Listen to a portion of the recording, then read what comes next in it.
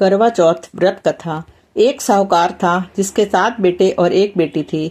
सातों भाई व बहन एक साथ बैठकर भोजन करते थे। एक दिन कार्तिक की चौथ का व्रत आया तो भाई बोला कि बहन आओ भोजन करें। बहन बोली कि आज करवा चौथ का व्रत है, चांद उगने पर ही खाऊंगी। तब भाइयों ने सोचा कि चांद उगने तक बहन भूखी रहेगी, तो एक भाई ने दिया जलाया, दूसरे भाई ने छलनी लेकर उसे ढका और नकली चांद दिखाकर बहन से कहने लगे कि चल चांद उग आया है, अर्घ्य दे ले। बहन अपनी भाभियों से कहने लगी चलो अर्घ्य दे। भाभियां बोली तुम्हारा चांद उगा होगा, हमारा चांद तो रात को उगेगा।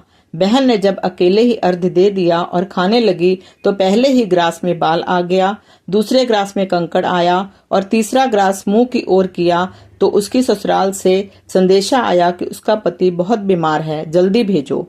माँ ने जब लड़की को विदा किया तो कहा रास्ते में जो भी मिले उसके पांव लगना और जो कोई सुहाग का आशीष दे तो उसके पल्ले में गांठ लगाकर उसे कुछ रुपए दे देना। बहन जब भाइयों से विदा हुई तो रास्ते में जो भी मिला उसने यही आशीष दिया कि तुम 7 भाइयों की बहन हो, तुम्हारे भाई सुखी रहें, तुम उसका सुख देखो। सुहाग का आशीष किसी ने भी नहीं दिया। जब वह ससुराल पहुंची तो दरवाजे पर उसकी छोटी ननद खड़ी थी। वह उसके भी पांव लगी और उसने कहा कि सुहागिन रहो, सपूती हो। तो उसने ये सुनकर पल्ले में गांठ बांधी और ननद को सोने का सिक्का दिया। तब भीतर गई तो सास ने कहा पति धरती पर पड़ा है, तो वह उसके पास जाकर उसकी सेवा करने के लिए बैठ गई। बाद में सास ने दासी के हाथ बची खुची रोटी भेज दी। इस प्रकार से समय बीतते बीतते मार्गशीर्ष की चौथ आई तो चौथ माता बोली करवा ले भाइयों की प्यारी करवा ले। लेकिन जब उसे चौथ माता नहीं दिखलाई दी तो वह बोली हे माता, आपने मुझे उजाड़ा तो आप ही मेरा उद्धार करोगे, आपको मेरा सुहाग देना होगा। तब उस चौथ माता ने बताया कि तुम कार्तिक की चौथ तुमसे नाराज है, उसी ने तुम्हारा सुहाग लिया है, वही वापस कर सकती है, वही आएगी तो पांव पकड़कर विनती करना। ये बताकर वह भी चली गई।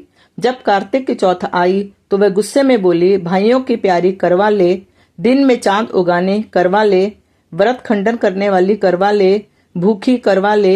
तो यह सुनकर वह चौथ माता को देखकर उसके पांव पकड़कर गिड़गिड़ाने लगी, हे माता, मेरा सुहाग तुम्हारे हाथों में है, आप ही मेरी सुहागिन करें। तो माता बोली पापिन हत्यारिन, मेरे पांव पकड़कर क्यों बैठ गई। तब बहन बोली कि जो मुझसे भूल हुई उसे क्षमा कर दो, अब भूल नहीं करूंगी। तो चौथ माता ने प्रसन्न होकर आंखों से काजल, नाखूनों में से मेहंदी और टीके में से रोली लेकर छोटी उंगली से उसके आदमी पर छींटा दिया तो वह उठकर बैठ गया और बोला आज मैं बहुत सोया। वह बोली क्या सोया, मुझे तो 12 महीने हो गए, अब आकर चौथ माता ने मेरा सुहाग लौटाया।